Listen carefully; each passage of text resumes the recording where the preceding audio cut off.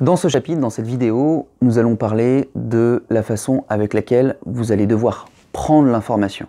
Okay, c'est d'ailleurs un critère qui sera évalué le jour de votre permis de conduire.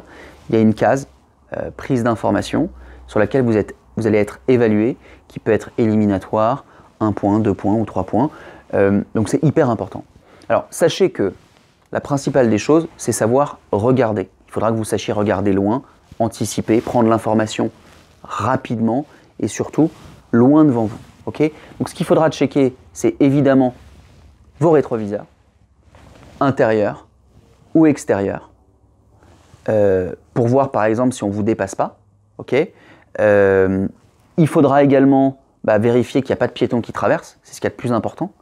Il y a des questions de code où on peut vous demander quel est l'élément le plus dangereux de la diapositive, de la question.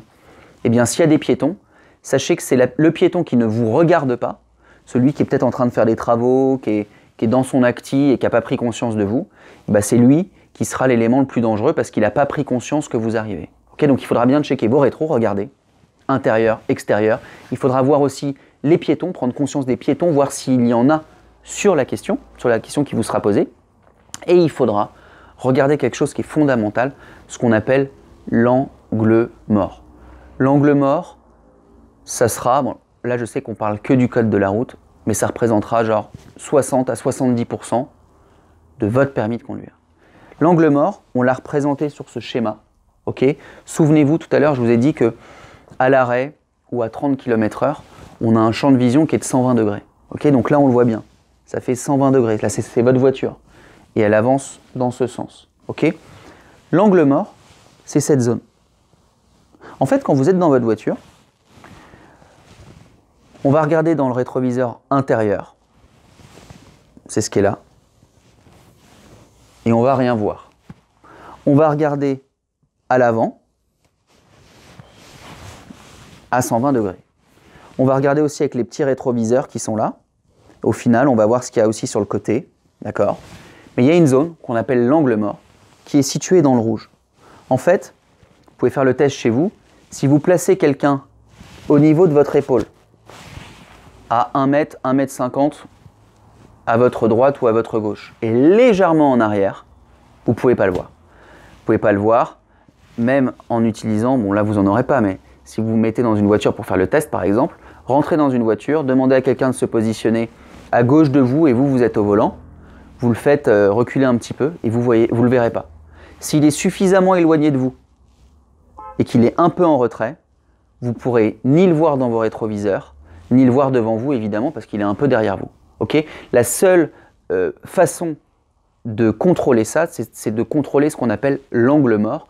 Et pour contrôler l'angle mort, il faut tourner la tête. Il faut jeter un coup d'œil au-dessus de votre épaule. Ça vous permettra de voir s'il n'y a pas une voiture qui sera par exemple au niveau de votre portière arrière en train de commencer à vous dépasser. Et c'est hyper dangereux. D'ailleurs, il y a des questions de code. Maintenant, c'est des vidéos, c'est pas uniquement des images. Et dans les vidéos, on peut se retrouver par exemple sur l'autoroute et vous vous rendez compte qu'il y a des gens qui vous dépassent et en fait on se rend compte que vous les voyez dans votre rétroviseur intérieur et puis en fait vous les voyez ensuite parce qu'ils vous dépassent dans votre rétroviseur extérieur gauche et en fait ils continuent à vous dépasser et à un moment on les voit nulle part.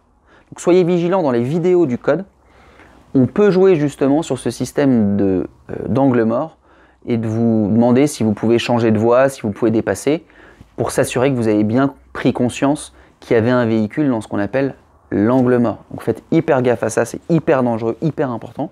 D'ailleurs, un petit tips, dans le code, et ça peut donner lieu à des questions, on vous conseille, c'est même une demande, une obligation, quand vous sortez de votre voiture, imaginez que vous êtes stationné, eh bien on vous conseille d'ouvrir la portière, non pas avec la main gauche, mais avec la main droite.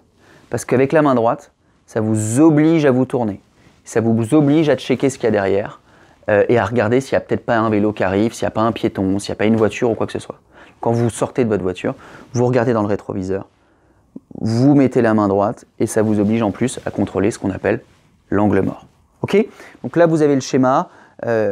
Comprenez voilà, que c'est une zone où vous ne pouvez pas voir qu'il y a quelqu'un alors qu'il y a quelqu'un. Donc hyper dangereux. Donc soyez hyper vigilants. Et quand on vous parle d'angle mort dans les questions de code, il faut que vous ayez conscience qu'il faut contrôler, regarder et tourner la tête.